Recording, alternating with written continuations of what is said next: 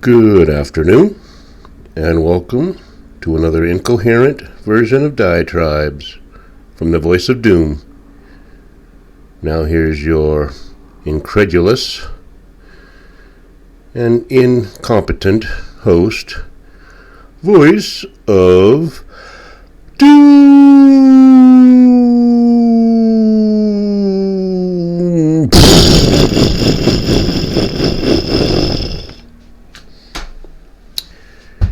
Hello. I thought I'd do a diatribe since it's the last day of our tenure of being with a peacetime president before we go back to World War III. Little break in the action so that Hamas could be the humanitarian organization that they always were and release the hostages that they took on October 6th. So they are to be lauded for that, and I hope that everyone realizes what a gregarious, generous, and peace-loving organization Hamas is. Quit picking on them. But I wanted to do a diatribe on a certain subject that seems to be cropping up more and more. It's been cropping up for years, many years, but it's basically called selective moral outrage, and that's where you are extremely mad at certain things, but not mad at others that are akin and relative to the same exact thing. And we can harken back to history. For instance, we had a so-called president back in the 90s named William Jefferson, and he got embroiled in a sexual peccadillo in which he fibbed to certain officials about that and was impeached. Very convenient for the D's for him to be impeached over something so stupid because he was not going to be convicted. But the selective moral outrage was interesting because all the D's who had previously touted rights for so-called women and believing in women and the patriarchy which exploited women, and when they had stuff like sexual hostile work environments and all kinds of things. Well, suddenly when it came to that so-called president, that wasn't such a big deal anymore. In fact, it was not a big deal at all. She wanted it. That's basically what they said. And I think that whole impeachment thing was a cover-up for what he should have been impeached for, which is a myriad of sins, such as we're seeing now. I won't go into all the details, but selective moral outrage. Let's take it to now. It's outrageous. These MAGA Republicans stormed the Capitol, started an insurrection. They wanted to overthrow the government. They were going to go in there with their iPhones and overthrow the government. We were that close to having the entire, what used to be the United States, toppled by a group of people. So that was outrageous, and they were morally upset over that. Now are they morally upset over students and people taking to the streets saying, gas the Jews in westernized countries, such as Australia, saying from the river to the sea in civilized areas such as New York City and elsewhere? No. Now, I guess Hamas are freedom fighters. Hamas are liberators. That is the the rationale for their going into the kibbutzes and burning babies and beheading babies and burning people alive and shooting people and torturing them and taking hostages. That was a rational thing to do in the face of their oppression. So that's not anything to be morally judgmental about. We cannot judge them for that. But we can judge, say for instance, the IDF leveling Gaza because they're killing innocent women and children while they're trying to root out Hamas, who are hiding behind self-same women and children.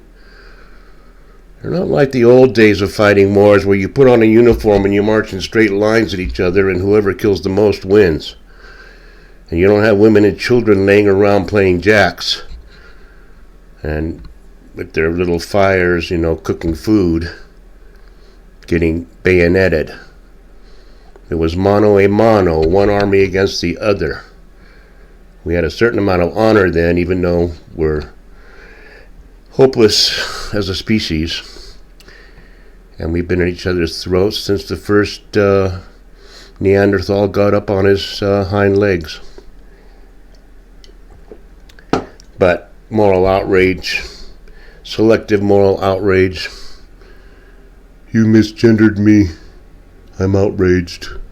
It's immoral for you to not ask what my gender is, ask what my pronouns are. All you have to do is ask me my pronouns. Can't you at least do that? So you see a man on the street, one of these sarcastic guys that you see on YouTube.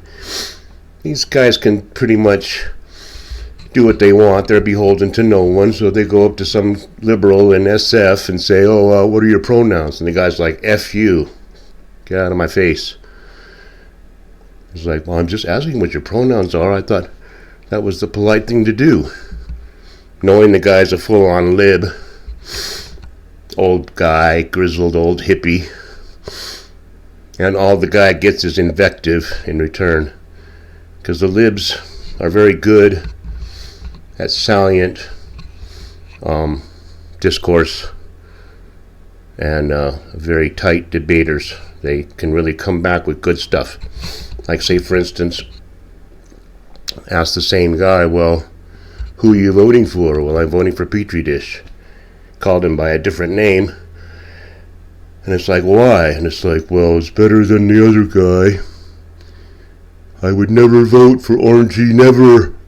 Not in a million years. Well, what did he do that was so bad? What did he do? Come on. That's their argument. Come on. And then invectives and swearing and then walking away giving the guy the finger. That's the liberals' way of having a solid argument against Orangey. I've been watching YouTube for years now, and I have not seen one person come up with one solid reason why Orangey was a bad president. It's always, oh, come on. Can't you see? Don't you look at the news? It's like, give me one reason, just one simple reason why he was bad. Oh, come on, F you. So, selective moral outrage. It's annoying. It's annoying to see a former president being pilloried and going from trial to trial, from hearing to hearing, having to defend himself against trumped up charges, basically. Oh, your mansion was only worth $15 million and you said it was worth $50 million. When the empty lot next door is worth $200 million. Now come on. So they trump up all this crap. Oh, you tried to overthrow the election by getting your cohorts and your henchmen to storm the Capitol, which Pelosi wanted to be left unguarded because she knew there was going to be some sort of a demonstration, and she wanted it to escalate to a riot so she could use it to impeach a president that had already lost the election. Outrageous. Now, these hearings for the impeachment of Petri dish are a stunt, a political stunt. It's just a distraction. It's a dog and pony show where these MAGA Republicans are just trying to create a spectacle. What was the whenever it was, the insurrection hearings, was that a spectacle or not? It was a made-for-TV pile of crap that would not be carried by any network ever, with videos and one-sided testimony, teary-eyed crocodile tears, Capitol Police, which have since been shown on video escorting and high-fiving and knuckling all the protesters. Then they get up on the stand in front of the D's, stupid kangaroo tribunal, and they're crying, "Oh, I was afraid for my life." The lying is so obvious. Okay. Moral outrage against Orangey for daring to fill out a form wrong, which he probably didn't even fill out, because you can't do your own assessment on your assets. But it's outrageous. He's a criminal of the highest order. Then they look at this other person who claims to be president. Bribery, extortion, aliases, illegal transactions, using his name to enrich himself, hobnobbing with Iran, with Ukraine, with China, all of which are embroiled in crap now, of which he's doing nothing about, except exacerbating the situation. He should exacerbate it badly and be done with it. But he's exacerbating it by playing very soft pedals with the overlords of the proxies who are doing all the killing, soft pedaling them, giving them more money, and so that they can keep on going, and in the meantime stymieing any efforts to stop it once and for all. We're not going to have a thing where there's a short period of warfare and then we all go back to our corners. One side or the other is going to go down for good. And that's just the way it's got to be. So selective moral outrage, that's so obvious. And they're not going to be able to get rid of Petri dish. He may even be reelected, because in order to win an election you need a majority of all thinking electors. Since 99% of them do not think, then Petri stands a good chance of being reelected. And the earth can be destroyed in earnest, so we'll look forward to that. But I myself am guilty. I have selective moral outrage against myself, because I'm outraged at myself for being an idiot, for wasting money, and then I say to myself, I'm not going to do that anymore, and I go right back to it. So I'm a hypocrite, and I got problems. I also am a problem of my own philosophy. Since I believe we're doomed, I don't put much effort into maintaining a stable financial lifestyle, because I firmly believe that the economy will collapse soon and that the world will blow into smithereens. So it just seems like a waste of time to worry about my rent all the time. So, I have to live very precariously day by day, wondering if I should pay another mortgage payment or just let it go. Got to kind of time it out. Like, will we be all dead in 3 months? I don't have to pay for the next 3 months, or will it be 6 months and then they'll foreclose and I'll have to find, it's very confusing. I'm not the smartest person in the world, but I came up with a few little examples of selective moral outrage, otherwise known as situational ethics in law, where you can go one way or the other depending on how you want to spin it.